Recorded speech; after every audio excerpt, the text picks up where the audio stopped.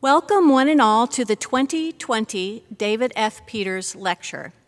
We are very glad that you are joining us via TV 970 and by the internet. The David F. Peters Lecture Series was established in 2003 by former trustee Jane W. Peters in memory of her late husband, a former trustee of Westminster Canterbury Management Corporation and Foundation Board, David F. Peters. David was a well-known Richmond attorney and civic leader who died in the year 2000. He graduated from Washington and Lee University and Duke University Law School. During his successful career with the Hunt & Williams law firm, he won their Pro Bono Award in 1999 for his work at the firm's Church Hill office. David was serving on the Westminster Canterbury Foundation Board when he died. Inspired by his service, his wife Jane also later served on our board and retired as chair after 6 wonderful and productive years. Her gifts to Westminster Canterbury Richmond include the endowment of this lecture series and also the support of our health services staff. Westminster Canterbury Richmond is very grateful to Jane for the generous gift of the lecture series. It is always a highlight of the year for Westminster Canterbury Richmond. This year will be no exception. And now I am excited and honored to introduce our 2020's Peters Lecture speaker, Mrs. Heath Hardage Lee. Heath Hardage Lee is an award-winning author and historian. She comes from a museum education and curatorial background, and she has worked at history museums across the country. She holds a BA in history with honors from Davidson College and an MA in French language and literature from the University of Virginia. Heath served as the 2017 Robert J. Dole Curatorial Fellow. Her exhibition, entitled The League of Wives, Vietnam POW, MIA Advocates and Allies, about Vietnam POW and MIA wives, premiered at the Robert J. Dole Institute of Politics in May of 2017. It has traveled through museums across the U.S., including the Richard Nixon Presidential Library and Museum, where it will stay until 2022. She is currently working on a new biography of First Lady Pat Nixon. Her lecture today will be on the League of Wives. In addition to Heath's writing success, the actor Reese Witherspoon's media company, Hello Sunshine, has picked up an option on the book, which the actress has read in manuscript and has decided that the story deserves big screen treatment. And after you hear Heath today, you will see why. Heath is no stranger to Richmond or to Westminster Canterbury. She grew up here in Richmond. She attended St. Catherine's School and St. Stephen's Episcopal Church. She is the daughter of Westminster Canterbury resident Anne Hardage and the granddaughter of former resident Anne Purnell Heath. Following the lecture, you are in for a special treat as our Westminster Canterbury resident Paul Galanti, who was himself a POW in the Vietnam War and whose late wife, Phyllis, was one of the wives in that now infamous league. He will sit with Heath for a time of conversation after the lecture. We certainly recognize with enthusiasm Heath's achievement, and we also lift up in gratitude the lives of the women and the men whom Heath will be introducing to us today. We welcome with deep appreciation Heath Hardage Lee.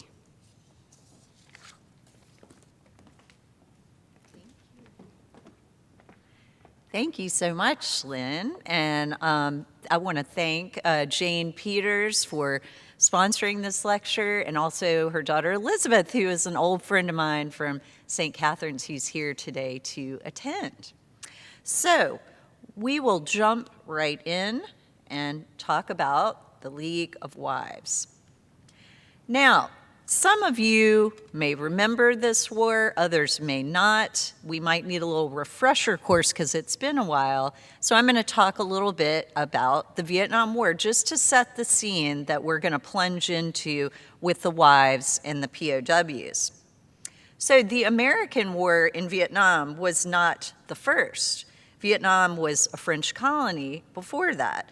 The Battle of Dien Bien Phu in 1954 was a very bloody battle between the French and the Vietnamese. The French lost.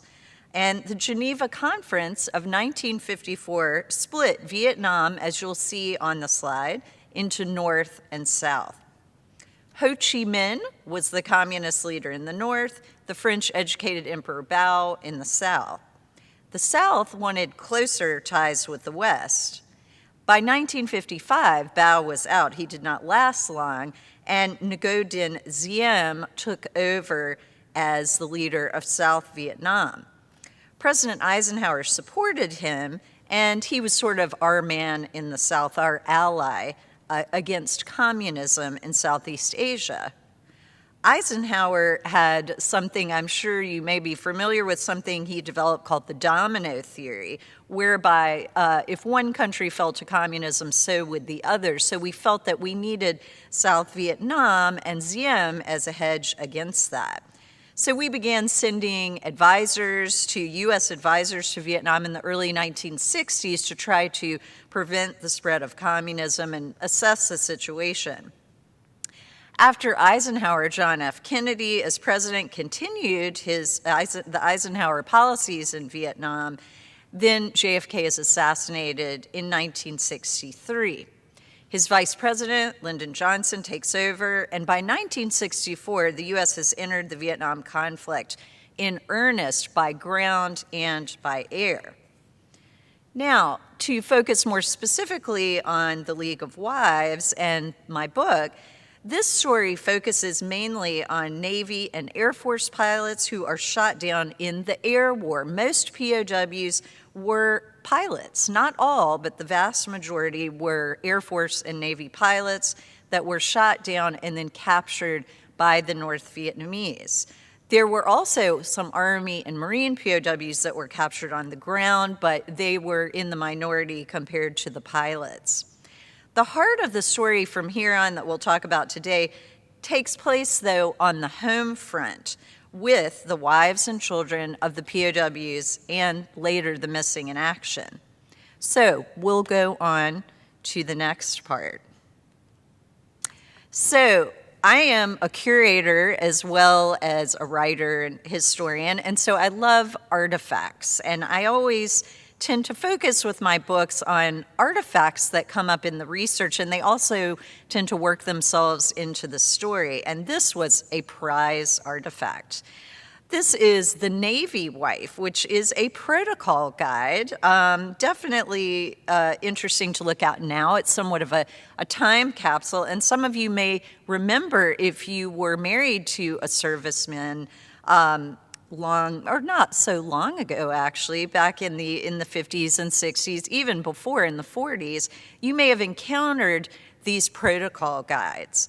There is the Navy Wife, the Air Force Wife, the Army Wife, the Marine Wife, and they are full, these guides are government-approved guides written by former military wives that are full of practical advice, things about deployments, about packing lists, about how you treat different members at different levels in the military hierarchy, but they are also chock full of not so subtle social dictates about how women and children should act. They are essentially kind of military propaganda guides for the wives, and these began post-World War II and then continued on after that, and the books that I focused on were specifically from the late 60s. But I think a lot of them, to focus on the Navy Wife in particular, because so many of the wives in my book were Navy wives, I've been told by a lot of these women, past and present wives, the big quote that they say somewhat half-jokingly, quote, "If the Navy wanted you to have wives or children, they would have issued them to you." And that kind of sums up the protocol guides as well. Now these 60s ones are kind of joke gifts at wedding showers for young military wives, but in the 1960s, the dictates therein were deadly serious. Now we'll move on to some of the principal stars of the book and later the movie. The Stockdales. So you may have heard, some of you may know about Jim Stockdale, who would become the highest ranking naval POW in the Hanoi Hilton, but I bet you don't know nearly as much about Sybil Stockdale.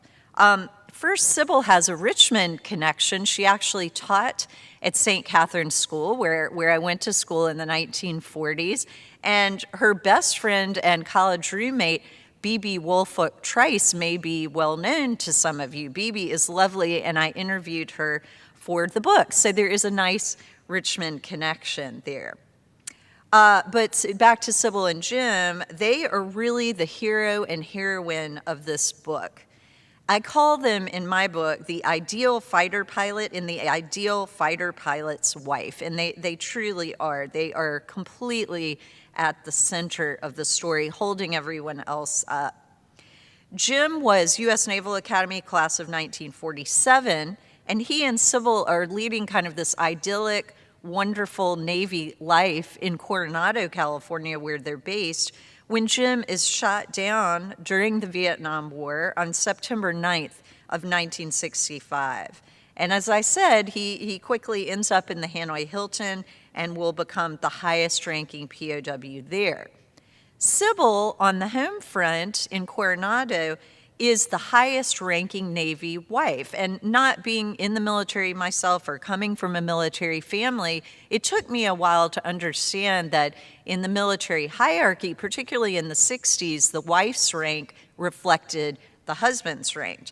So Sybil was the de facto leader of all the POW and MIA wives in the Coronado, San Diego area. That was just, it defaulted to that. Just like Jim was the leader in the Hanoi Hilton, and everybody fell in line behind him. So in this case, the military hierarchy served everyone quite well.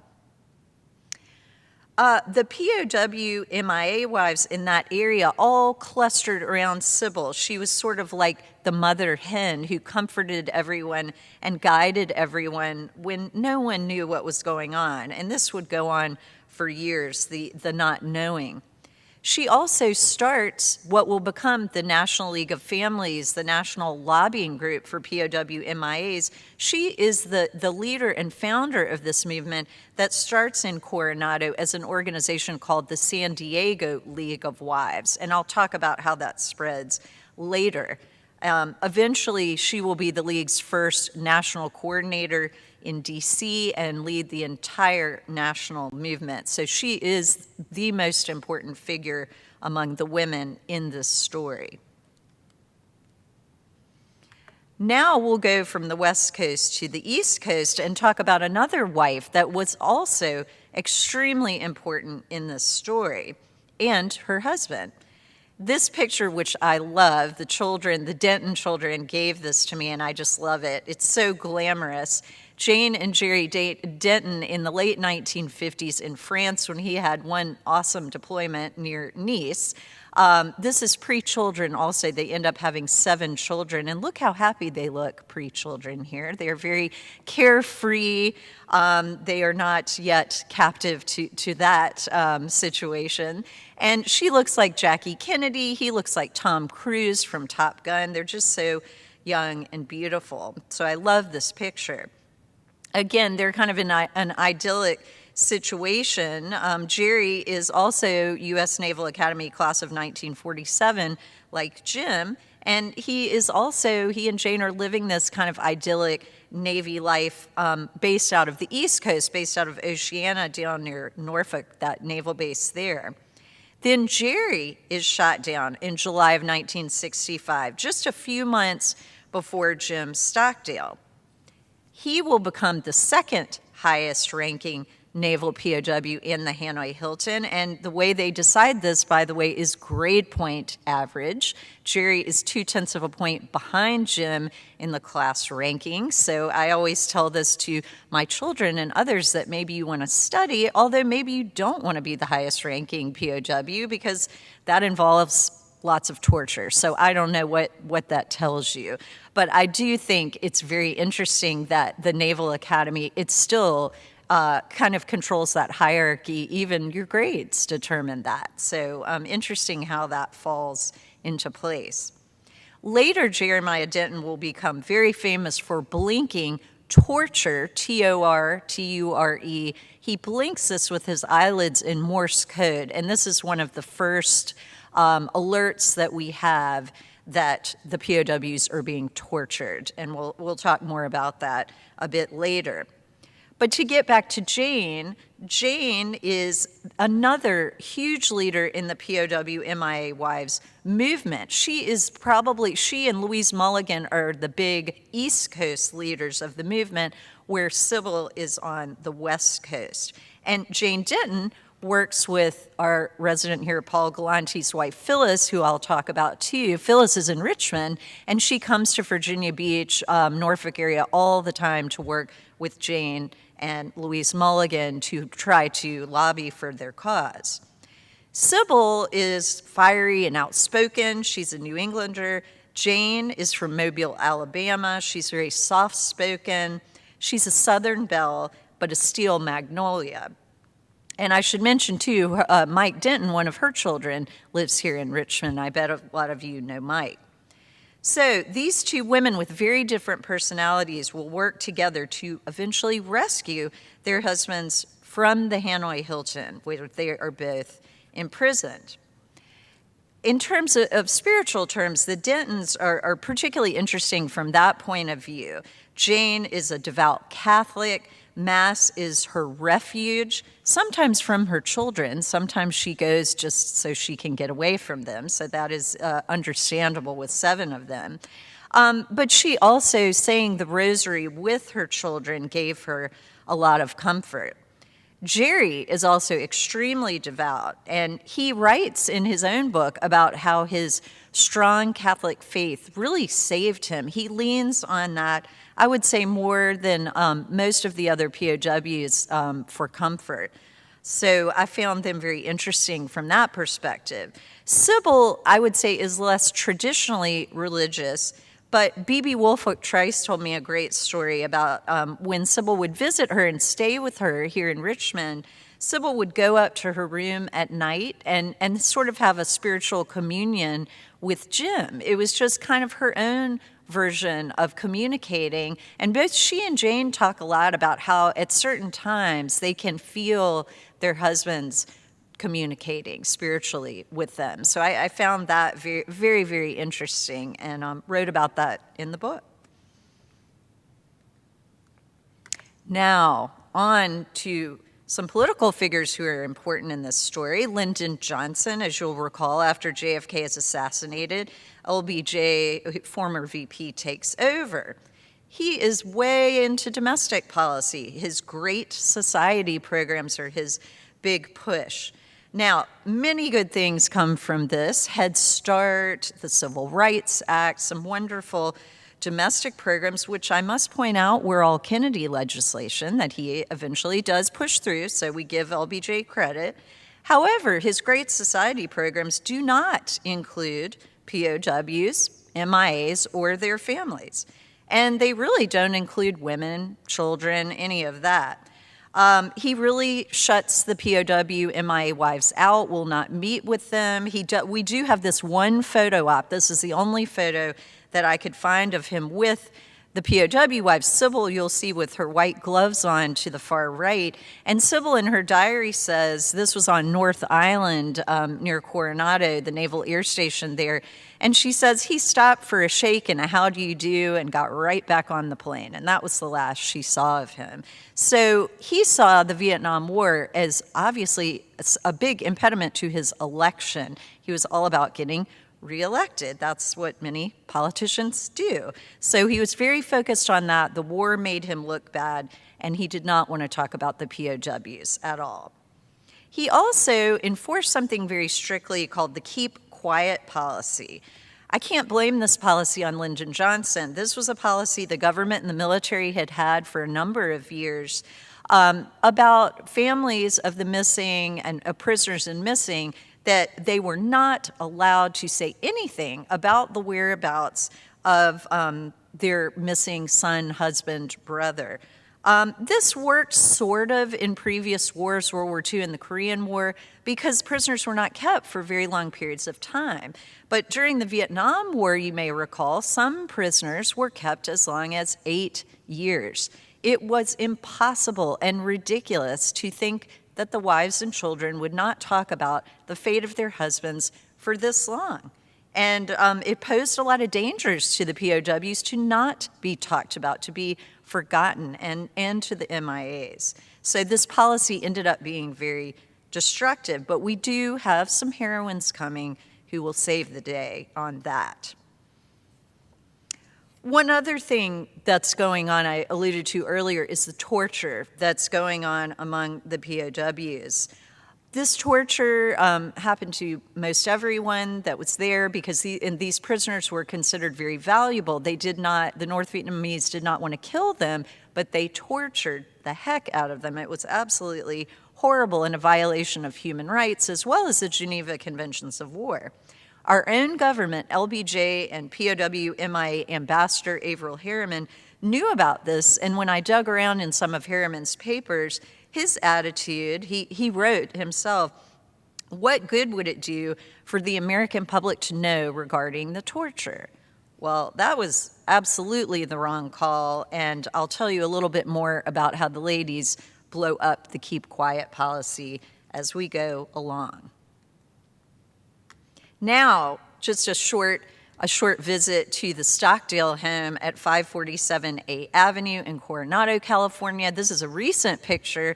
Sybil's son Taylor has bought it and renovated it, and it's a historic property in Coronado because this is the birthplace of the POW MIA wives movement. And typically in women's history, this birth takes place around a dining room table. So much of women's history, it happens at the kitchen table, it happens over coffee, it happens at the dining room table, and that is exactly where it happens in Coronado. And I also mention the house because it is the site of a very fateful meeting on October 7th of 1966 when Sybil summons all the area POW MIA wives to her home for a lunch that goes on until after dinner time, until it's dark, where they discuss, again, the Keep Quiet policy is enforced, but among these communities, the wives are talking, whether they're allowed to or not, among themselves about the situation. And the big question, are we wives or widows? Most of them have had no communication because the Vietnamese frequently withhold the mail, another violation of the Geneva Conventions. So many don't get a letter the entire time. Sybil is one of the fortunate ones that has gotten a letter at this point and knows her husband is a POW, but many of the wives there don't even know that. A year later, in October of 1967, Sybil's League of Wives, the San Diego League of Wives, will incorporate and become a real entity so that they can lobby the government in D.C., and this is where it starts.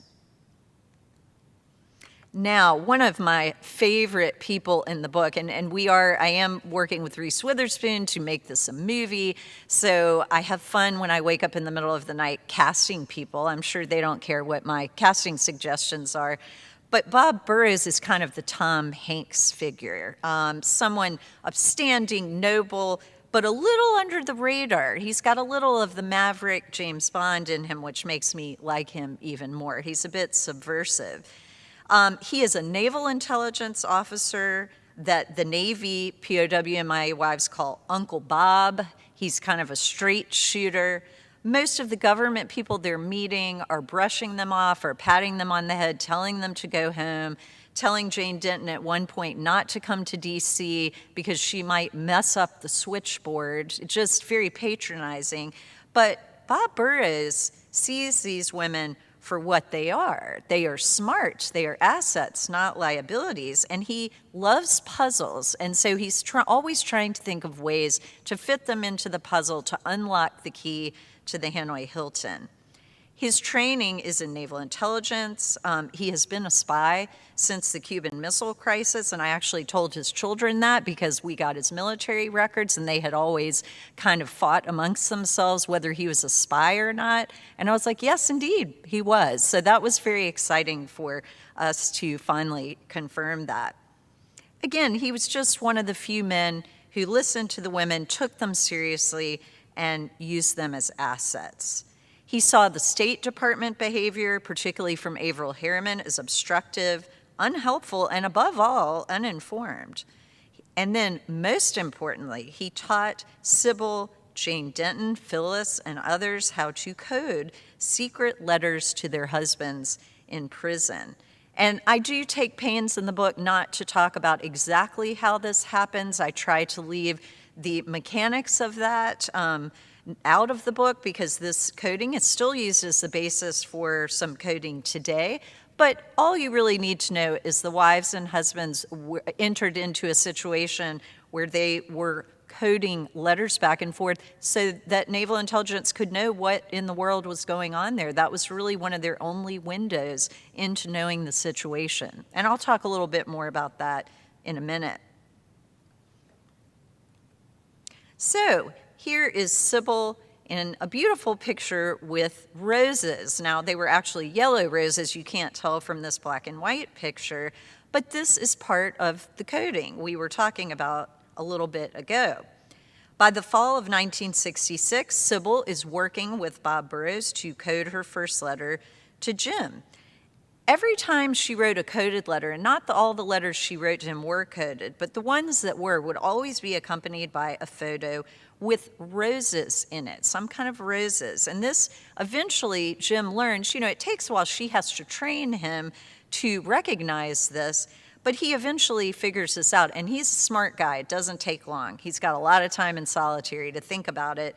And amazingly, the Vietnamese do give him mail, which is pretty amazing. At one point, they're doing that at all. But some of the messages, not all, get through. And he eventually figures out that if he writes on he figures out these are coded letters. He soaks, like the photograph, for instance, and he finds another letter written on invisible carbon paper, and he figures out to soak the letter for a message.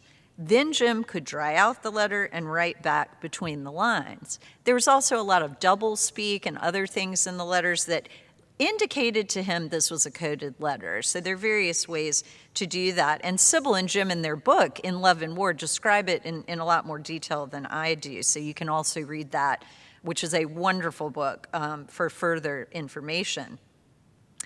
By 1968, Sybil has had enough of keeping quiet, and so have the other wives.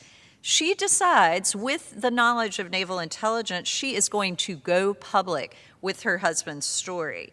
And she goes to the San Diego Union newspaper, goes to the media, and she is the first wife to do so, and tells them Jim's story. So she tells them not about the torture, not, of course, about any of the coding or any of that, but she tells the story of what has happened to him and what she thinks should be done about that.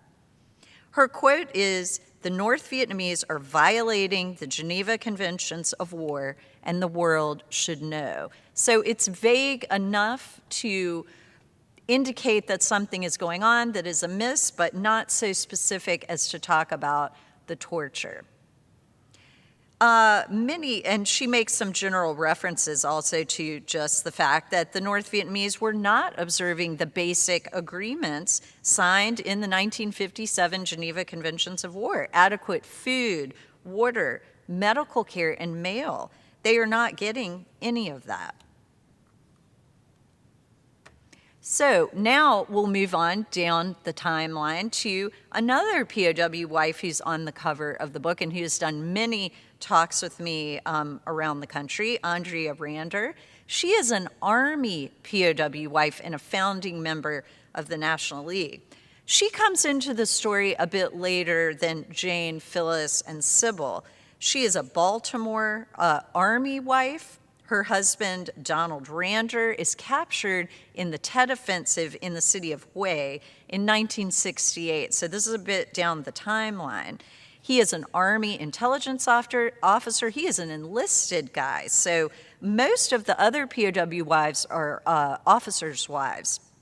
And Andrea at first is a little intimidated by this. Excuse me one second.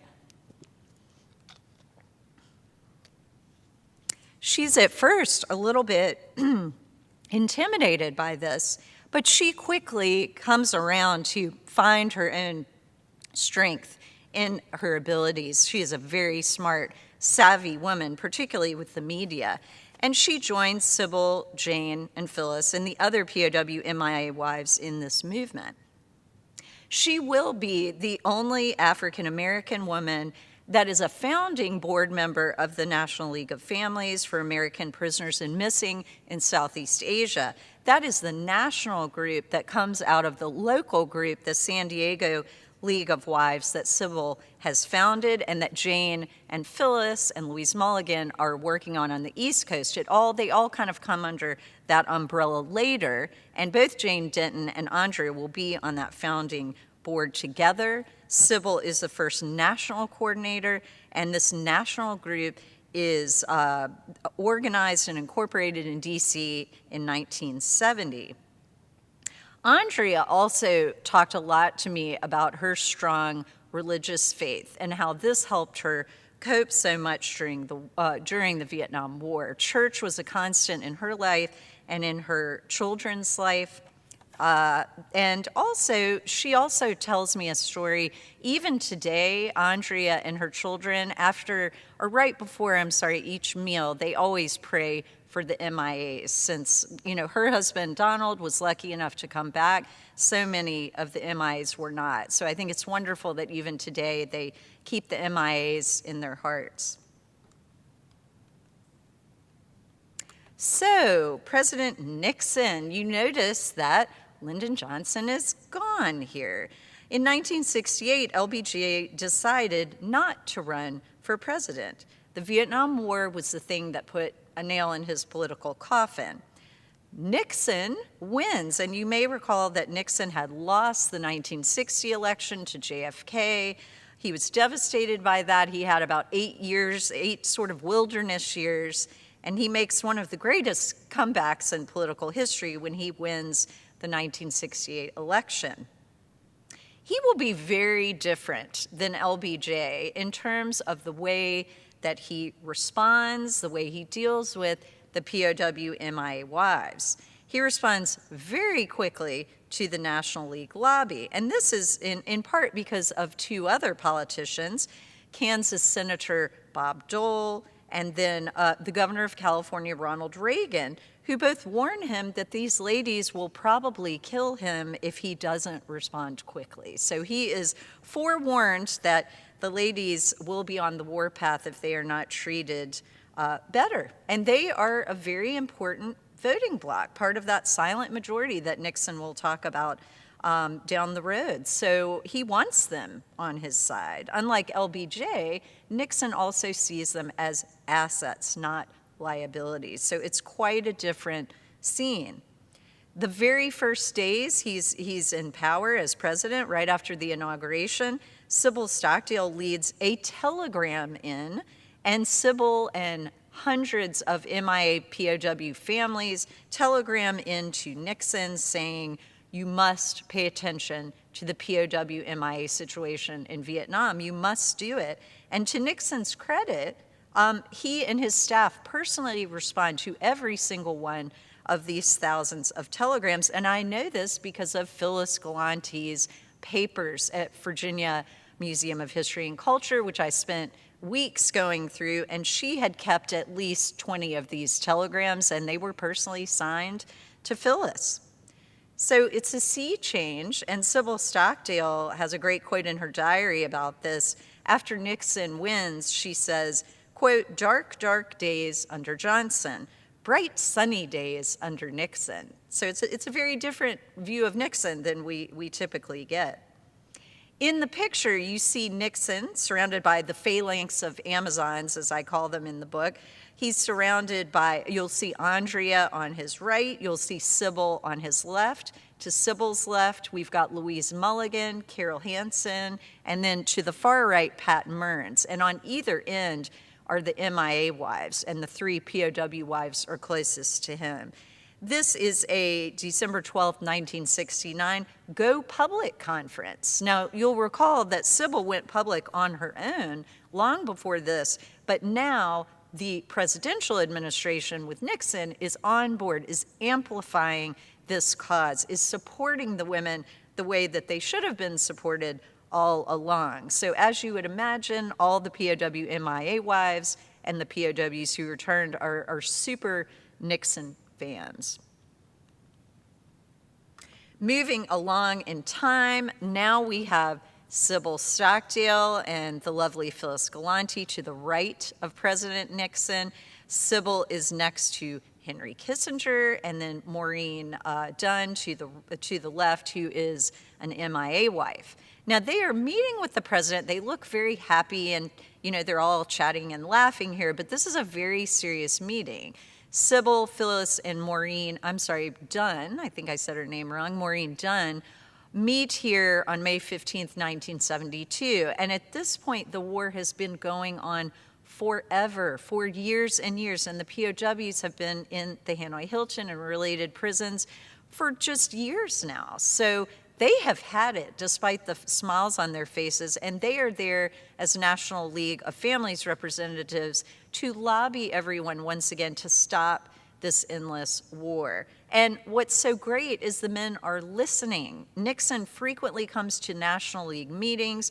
Henry Kissinger has bi-monthly meetings with Sybil, Phyllis, all the women of the National League. And I should mention that Phyllis is now chairwoman of the National League. So you have the coordinator and the chairman, and these are the 2 most powerful women in the national movement, and that would be Phyllis. Every year you have someone different, so she had that very important position from 72 to 73. So they are saying at this meeting, despite the smiles, you have got to end this endless war, and the biggest point these women want to make is that the POWs must be repatriated, and the MIAs must be accounted for as best possible. Now, I didn't know before I did this book that is not always a qualifying factor of war in terms of the peace agreements. It is not always written down and required that prisoners be repatriated and MIAs be accounted for, but the ladies knew this was just vitally important. This was the only security they had that the guys would be returned home, and they say, you must do it or we will not support you. And they've got enough clout now to do that, which is pretty amazing. Now, skipping along, fast forwarding, finally, this horrible long war is over on January 27th of 1973.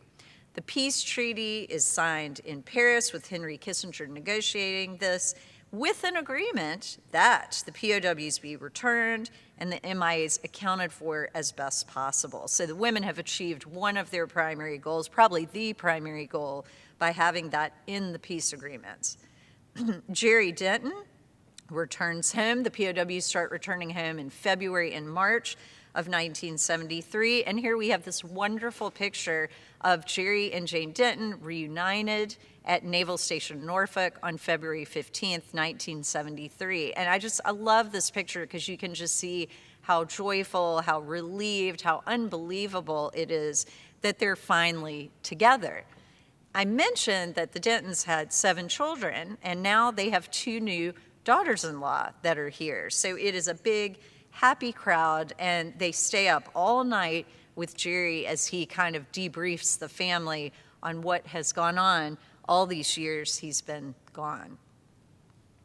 Now, the very same day, we're going this time from East Coast to West Coast, Jim Stockdale returns home at Naval Station Miramar in San Diego on February 15th of 1973.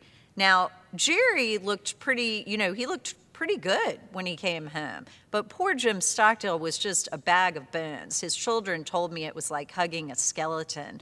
He had lost so much weight and been so ill in prison.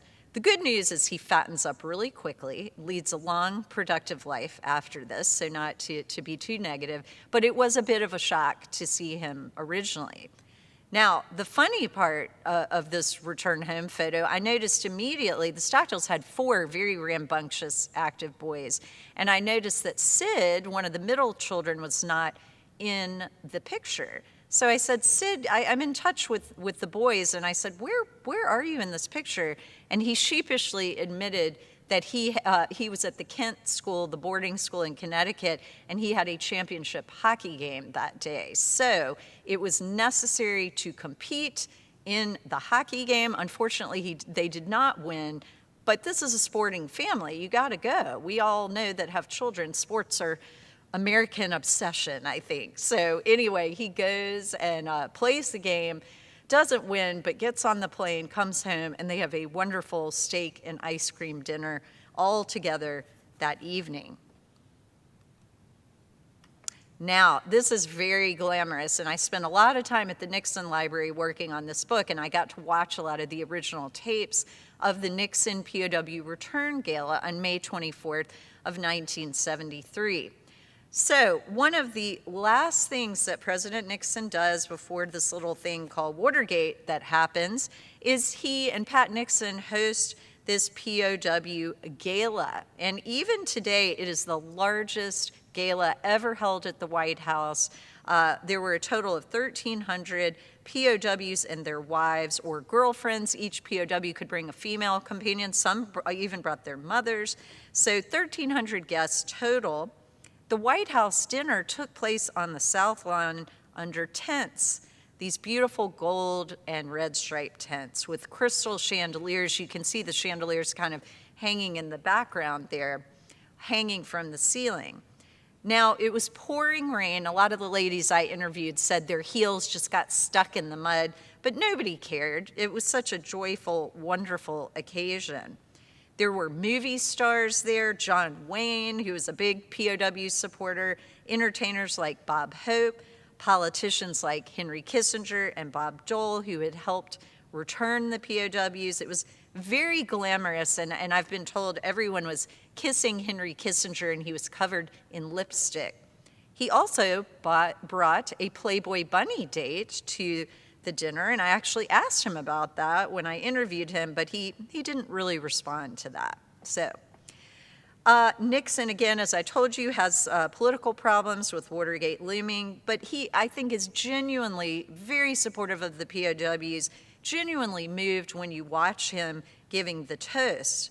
And the most important toast of the evening, he says he can't give to the men because that is not proper etiquette to do that.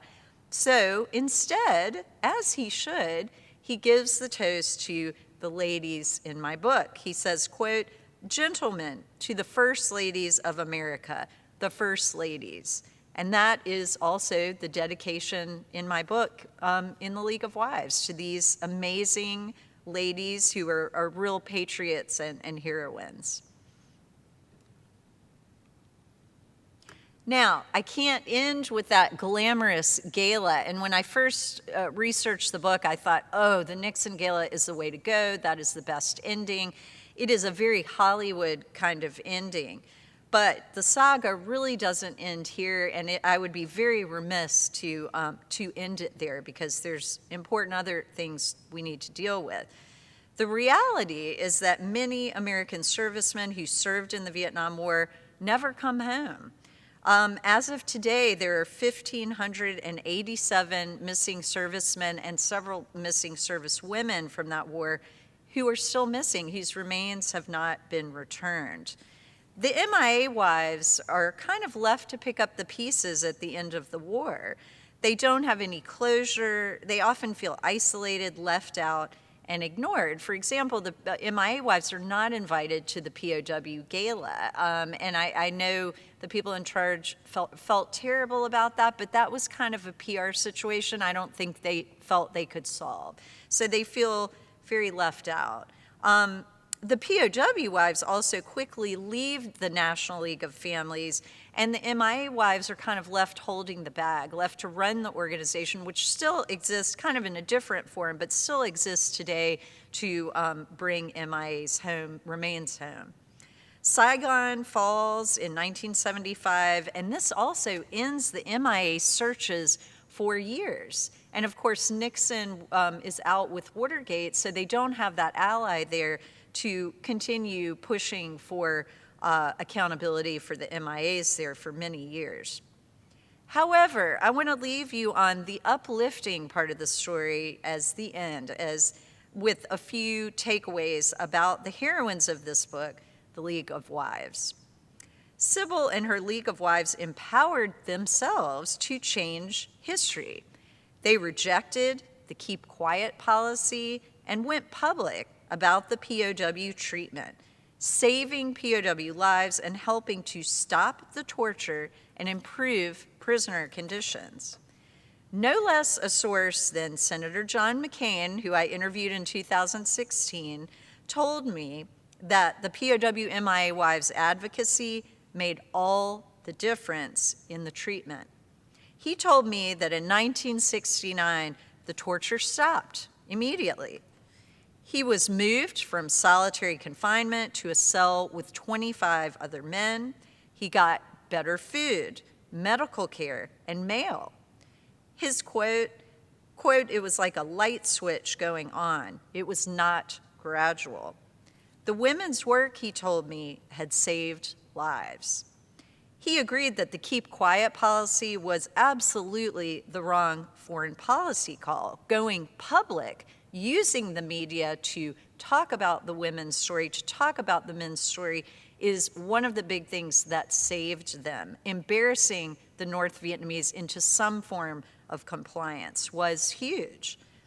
Finally, these brave women changed the role of military wives forever. These by-the-book, play-by-the-rules spouses were forced by the Vietnam War and its very lack of rules to make up their own new code of conduct. They transformed into human rights advocates who demanded accountability, not only from the North Vietnamese enemy, but also from their own government, rescuing their husbands in the process. Thank you so much.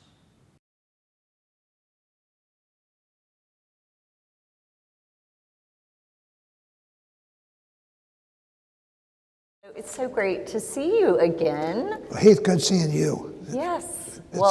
It's been a while, but it's been a while. COVID has kept us apart, but we were doing our road show for quite a while, I guess, before then. I miss having you there to do your Henry Kissinger impression. I'm not going to make you do it today. oh, swell. Yes, yes, you will. Unless it just comes up naturally. But I did want to start with a question for you, and we've got some questions from the residents, and we'll just go back and forth on these. But interesting question. What happened career-wise after the 581 POWs returned? What percentage stayed in the service, were promoted, retired? That's a lot of data, so we may not know all of that, but let's just start with in general career-wise with the POWs. Where do you think most of them went, and what did you do? Well, you figure 581 guys, those are the survivors. There were also, I think, 622 or 632 who were captured, and a handful were released early, and many of them died in the camps. But every single one of us had a horrible, you don't get captured easily, especially when you're flying 600 miles an hour and you get shot down. I was wounded coming down in the parachute, and plus the ejection injuries. When the parachute pops open, you're going that fast. I mean, you slow up in a split second from over 600 miles an hour to 20 miles an hour in the parachute, where you're just a dangling target and they're all shooting up at you. Oh, so right. I got shot coming down in the parachute. I got banged up pretty bad when the thing opened up, and then it hit on the ground, a big thud, and was captured almost immediately, which is not a good experience. You've just been dropping bombs in their backyard. Not good. And all of a sudden, there you are. You're not Said, popular. boy, are we lucky, is what they were thinking. So. Wow. So when you came back, tell us a little bit about your career when you came back, and the POWs in general. Did most of them stay in the service, or did they retire immediately? Well, there are a bunch of us who were captured and started flying in World War II. And so they were right at retirement age anyway. A lot of them retired. There were several that were still pretty badly banged up, and they retired for physical disability. I came back, I was in the hospital for 8 months, and then spent a year getting a thumbs up from the flight surgeon to fly again. Went through flight training refresher, and then had the rest of the career. I was in flight status, and at one point I actually had my own little airplane to fly anywhere I wanted, wherever I wanted to go. Wow. That was a good deal. That's not normal. But anyway, and most of the guys stayed for at least finished 20 years. Almost everybody got promoted out of our little group of Air Force and Navy, very small group of 581. We had 15 Navy admirals and 15 Air Force generals. Wow. Including one of them made, Chuck Boyd, is one of my cellmates, made 4 stars in the Air Force. Amazing. He was up there several 3 stars. And these are guys that came back, and they're whatever they were assigned to always did better than anybody, because they had the best morale of their crews of any organization everywhere, because we were a happy bunch. Yes. Nobody's ever accused me of being dour. No, you cannot say that. You are always very cheerful. Well, and do you think that, I mean, obviously that camaraderie you had at the Hanoi Hilton translated to later life as well? I mean, don't you think that just changed your attitude? Well, it occurred to me after I was there for a while, everybody seemed to be, nobody was down all the time and depressed. There were a handful of guys who didn't have a good turnout after that. Their life didn't turn out well. Right. But the rest of us, it was really a happy bunch. And it occurred to me about halfway through my experience that said, the North Vietnamese have captured the biggest bunch of optimists in the whole world. Yes. Because every single one of us were military pilots. I just remember my first day in pre-flight in Pensacola, where this young guy, narrow waist, broad shoulder, and just a big tough-looking guy, brass wings on his chest, just like I wanted, got up in front and said, everybody look to your left, and we all looked to our left, and everybody looked to your right, and we all looked to our right. He says, one of the 3 of you is not going to be around in 5 years. And that's about what the mortality rate was back then. Because especially on the carrier flying, even if you got through flight training, you still, you thought everything, you'd already had every bad experience you could have until you made your first night carrier landing. Oh, You got to land on that ship at night, Oh, especially if it's bad weather and pitching deck. I can't imagine doing that. And I never once at night started down knowing for sure that I was going to be alive at the end of the I bet. Tom Wolfe writes a really good thing, about the skillet or the griddle, where he's talking about... The good old Joe, he was a good guy, but he didn't have the right stuff. He didn't have the right stuff. And that was the rationale. No, it wasn't going to be you. You were going to be one of the other 2 guys in this. That's pretty accurate, it sounds like. Well, tell me a little bit, let's talk about Phyllis and the wives. So we were talking earlier, and you said something we've talked about before, which is you were kind of off stage for the whole wives activism, right? Yeah, I was otherwise occupied. You were otherwise occupied, right? You were at the Hanoi Hilton. So I've always, people ask me this question a lot. How much did you know about what the wives were doing when you were locked up in the Hanoi Hilton? I mean, how did that towards the end, did you hear more? So tell us about that. Well, nothing. My first letter I got from her was 18 months old. And I read it, but it was very, very vanilla. Yeah. It was not this typical passionate love letters we used to send to each other. Of course you would be getting this, right. So and I finally, I got, I think 7 or 8 letters during the 7 years. The whole time. The newest one was 18 months old. And then toward the end, they came in and gave a whole bunch of letters that had obviously been there for a while. And the Phyllis was the same way. I mean, they let us write every week, and they'd mail whichever ones they wanted. Yes. We're allowed to write about family, and we couldn't say anything about the treatment, our treatment there. And so. And that was it, except for the coded letters, right, that you, Phyllis wrote. It's sadly already in my book, but yes, some of that going on, right. It was in Sybil Stockdale's book too, and it shouldn't have been. Oh yes, Sybil talked about it a lot And in it the shouldn't book. have been. Yes, I know people have mixed feelings, so. Well, it's not mixed feelings. The government didn't have mixed feelings. Oh no, Since the government didn't like it. All the rest of us who were doing that or knew about it Right. were threatened with our lives if we gave it up. It's just it's considered the firing squad. Oh yes. Oh, that was a big deal. Absolutely right. So But the anyway. letters said they were withholding the letters, and so you heard nothing about what the wives were doing, agitating for you, lobbying for you on the home front? My last interrogation, and this is the last camp, we didn't know it then, but it was the last camp before I was released. The camp commander called me in, and we hadn't had any interrogations since 1968. And he comes in, and it's obvious this is a good thing. He's got a plate of cookies out there on the interrogation table, everything. And they used to suck air through their teeth. Just for emphasis. That's Okay. He said, according to you, what are your wife's activities? I said, how do I know her activities? I get no mail. Right. He says, maybe that is why you get no mail. So I wasn't sure what she was doing, but he didn't like it, so therefore I did. Oh, that is and amazing. I really didn't have any idea about what you're about to talk about until I got back. Until you got home. Actually, that's the reason that I like the book so much, because I got to find out, because we never talked about what she did. She always wanted to know what I did. Yes, And- yes. and Yes, so- I think a lot of the POWs were really surprised at the extent of what they were doing. I used to go to I got hundreds of invitations to speak all over the state, 1,300 speeches my first year back home. Wow. And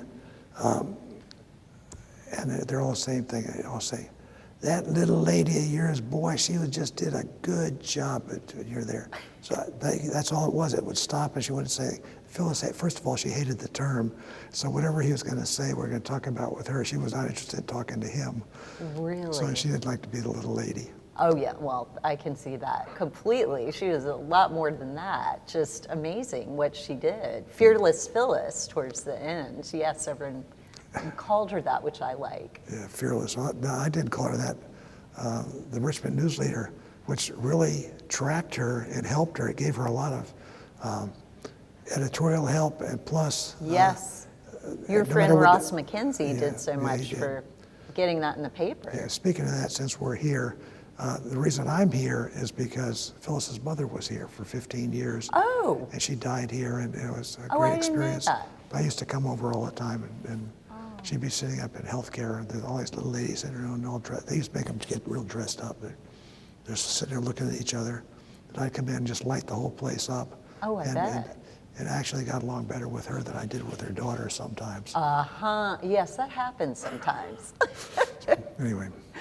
Well, I know part of sort of the basis of this lecture today, of the Peters lecture today, is talking about spirituality. So there are, various, I found in the book, there were some women that this was very, very important to, like Jane and Denton and Jerry Denton, who were very devout Catholics. This was really woven into the fabric.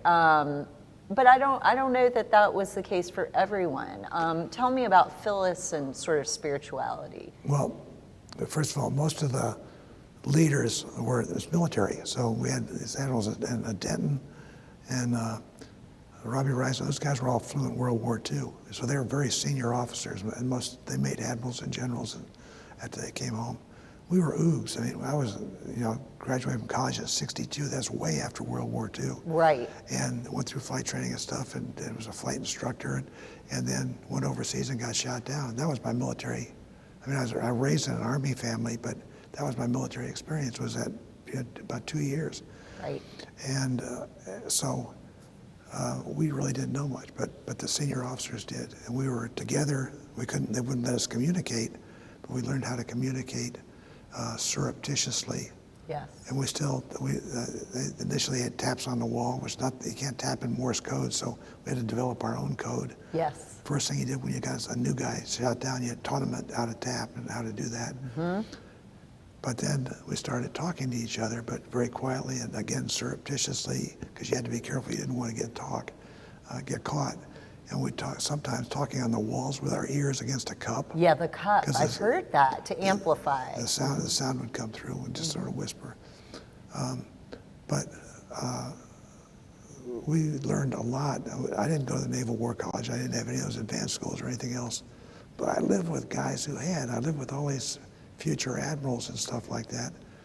And it was a very close-knit connection, particularly after a big raid right in the middle of the experience. Oh, yes. They put us all in big rooms for the most part.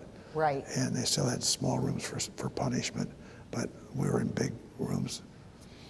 And that we had our taught classes. We had 3 enlisted men who were shot down and kept with us. They were helicopter crewmen, rescue helicopters. Yep. The helicopters were shot down. And General Flynn, who was our senior officer, Colonel Flynn then, he said, I want to give them battlefield commissions, so they have to go to OCS. What I thought was the funniest thing was none of the Air Force guys knew how to do that. They couldn't remember. And so these are the best trained Air Force officers in the world because they were trained by Navy and Marine people with all the stuff on how to be an officer. Oh, that's great. I love that all these stories are wonderful. Some of the residents have asked a couple of questions here, and I'll try to address one or two about writing the book. Let's see. So, this one, and Paul, you can sort of help me with this one. So much of League of Wives centered on the plight of the POWs. Did you learn anything about the families of the MIA service members? So I'll talk a little bit about this, and maybe Paul can add a bit. I did spotlight a number of MIA wives in the book, and the experience was so different than the POW wives who, Phyllis, for example, when you come home, her whole focus is taking care of you, getting you reacclimated. And so the National League of Families that the women have founded, she has to leave that, as many of the women did, the POW wives, to take care of the husbands. But the MIA wives are kind of left to run the National League, which continues today. And I think the MIA experience is so different because the POW wives are greeting you at the airport, you're having these joyful reunions, and the MIA wives are watching at home. And I know a lot of them were a little, I don't know if bitter is the word, but they were very upset to not be included like in the POW gala at the White House. But it was just a difficult time, and it was difficult to separate that. So I think the MIA plight is just really the worst because there's a limbo you're in forever. They finally declared, as you know, Paul, they declared all the MIAs, I think it was in '78, they declared them all dead, and this has to do a lot with benefits that the wives will get if they have not returned. But many just never even get remains. So I think it's a really tough situation to be in. There's no closure at all. And Andrea Rander, who you are good friends with and who we did a lot of talks with earlier, Andrea is on the cover of the book. She's a POW wife, Army POW wife, and she says they still, her family prays after every meal, or prays for the MIAs, just for those families. So I don't know, Paul, if you have had any interaction with these MIA families when you've given talks, or, just what's your perception of the MIA families and how they deal with Vietnam POWs or just KIAs that don't return? Yeah, well, they didn't know. All of us were in the same category. Yes. Until we came back. They didn't know because the North Vietnamese never really released a list of those captured, ever. They never did when we came, well, they finally did, were forced to do it when we came home. Right. But they, the MIAs kept going and going and going and going. Several of them married POWs, the guys who came back. Yes, like Carol Hansen, Yep, right? Yep. You know Carol. Yep. And she married Jim Hickerson, and he is a great guy, and there's happy as clams. And that's wonderful. This is an MIA wife whose husband was, obviously killed in Vietnam and married a returned POW, and I thought that was such a great story. And there are a couple more like that too. That they, but that's it. The rest of it, that goes on forever with them. Several of them married again to, ironically, most of them were their husbands' friends from in the Air Force. they weren't POWs, but Interesting. because they had a lot in common. Yeah, a lot in common, exactly. So anyway, but your book is, by the way, is the best book on this subject. It answered a lot of questions. You and I've talked a lot anyway. Thank you. And plus your mom's here, which I think is Yes, great. my mom, Ann Hardage, is here, and my grandmother, you might remember Ann Heath, my grandmother, who was here. So I sure hope I can come here too. I mean, I'm already sort of planning my escape for my children to come live here, and I frequently visit my mother to do so, you know, when pre-COVID anyway. Yeah, being a mom has to be as close to being a POW as you can get, because you're always tied down. And your life is not your own, and somebody else is making all your decisions. It is so true. And everything that goes wrong is your fault. Oh, it's all my fault. Right before our taping today, I was dealing with school forms that were not turned in, and it made me think about Phyllis, and in her diary, which her family was so wonderful to let me see that diary. She had the funniest note about, you know, she had your two sons and was writing when they were little boys, and she said, "Oh, but for coffee and a newspaper and quiet." And I could just so relate to that. Like, your life is totally not your own. And then later, you know, you all were able to do so much and embarrass your children, I hear, on a regular basis, which is always a good thing to do. Well, I've always thought that parenthood is the punishment for being a bad child. It's true. It all comes back around, I think, so. Well, this has been wonderful. Thank you so much for coming to do this today, and I think everyone just loves to hear your perspective. And I think POWs right now during COVID, I mean, this has got to be better than the Hanoi Hilton, I would think, here at Westminster Canterbury. So, but there are some parallels, perhaps. We can do that, Henry Kissinger? Please. Now, you have to set up the story, though, with Henry Kissinger. So tell everybody how that happened. This is when President Nixon had us at the White House after we first came back. Phyllis said, there's somebody I want you to meet. And, of course, Henry Kissinger, I didn't know what he looked like or anything, but he was the one who negotiated our release and everything. Yes. So we went up and Phyllis went up and said, "Dr. Kissinger, this is my husband, Paul." And Henry the K, you know, little short-haired guy, curly hair, big glasses, looked up and said, "Your wife, she gave me so much trouble." It is better than Henry Kissinger. I have interviewed him, and you sound more Henry the K than Henry the K does. That's amazing. Yes, she was a lot of trouble. All those women were a lot of trouble, and, you know, that's how they got you out. So, I know. Yes. Well-behaved women, you know, don't make history, I guess. But they did. It's a cliche. A cliche, but maybe in this case worked. So I love that impression. Not well-behaved women have more fun. That's exactly right. Well, thank you so much. This has been a pleasure. I'm so glad I got to see you again. Heath, great seeing you. Thank you.